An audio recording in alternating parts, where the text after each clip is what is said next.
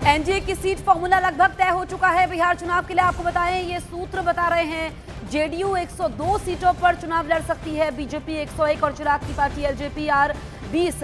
बाद में एक एमएलसी, एक राज्यसभा मिल सकती है। सीटों पर चुनाव ये लड़ेंगी पार्टियां। आपको बताएं कि हमको 10 सीटें, आरएलएम को भी 10 सीटें, इसमें से 1-2 सीट घट या बढ़ भी सकती है, कुछ सीटों की अदला बदली हो सकती है, लेकिन ये सूत्र बता रहे हैं। देखिए, बिहार चुनाव की तारीखों का ऐलान कभी भी हो सकता है, लेकिन एनडीए की जो सीटों का फॉर्मूला है वो लगभग तय हो चुका है। आपको बताएं कि बिहार के लिए एनडीए का फॉर्मूला जो तय हुआ है वो हम आपको बता रहे हैं। जो सूत्र हमें बड़ी जानकारी दे रहे हैं कि जेडीयू 102 सीटों पर चुनाव लड़ सकती है, बीजेपी 101 और चिराग की पार्टी एलजेपी आर 20 सीटों पर चुनाव लड़ सकती है। ये सीटों का फॉर्मूला तय हो चुका है और इसका आधिकारिक ऐलान होना बस बाकी है, लेकिन ये सूत्र बड़ी जानकारी हम तक पहुंचा रहे हैं, क्योंकि बिहार चुनाव को लेकर के आप देखिए कि सियासी तीर छोड़े जा रहे हैं और पार्टियां अपनी अपनी जीत का दावा कर रही है। एनडीए ने कह दिया है कि उसी की जीत होगी।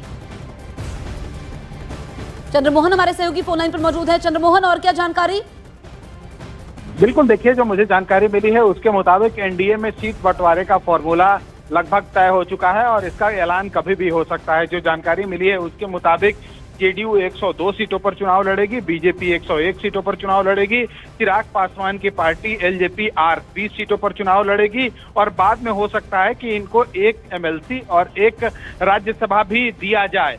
हालांकि अभी इस पर सिर्फ बातें हुई है और जो और अगली इनके सहयोगी पार्टी हैं जिसमें हिंदुस्तानी अवामी मोर्चा है, उनको 10 सीटें और साथ ही आरएलएम जो उपेंद्र कुशवाहा की पार्टी है, राष्ट्रीय लोक मोर्चा, उसको 10 सीटें दी गई है। और ये भी जो जानकारी मिली है उसके मुताबिक कि 1-2 सीट जो है आगे पीछे किसी का बढ़ और घट सकता है और साथ ही 1-2 सीटों का अदला बदली भी हो सकता है। लेकिन एनडीए में सीट बंटवारे का फॉर्मूला लगभग तय हो चुका है, जिसका ऐलान कभी भी हो सकता है और हो सकता है, जो जानकारी मिली है सूत्रों से उसके मुताबिक, कि ये जो दशहरा का समय चल रहा है, नवरात्र का समय चल रहा है, इसी बीच इसका ऐलान हो जाए।